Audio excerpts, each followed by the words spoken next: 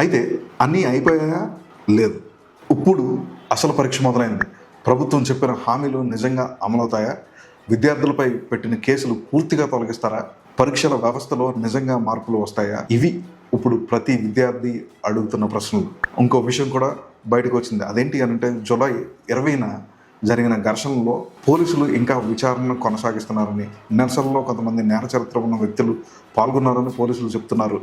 మరోవైపు విద్యార్థులు మాత్రం తమపై అనవసరంగా బలప్రయోగం జరిగిందని ఆరోపిస్తూ కొన్ని వైరల్ వీడియోలో నిరసనలో పాల్గొన్న యువకులపై దాడులు జరిగిందని, కొన్ని వైరల్ వీడియోలో నిరసనలో పాల్గొన్న యంగ్స్టర్స్ వైపు దాడులు జరిగిందన్నట్టుగా కూడా కనపడుతుంది.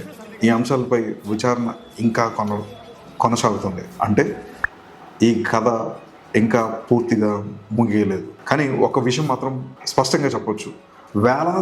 వేలాది మంది విద్యార్థులు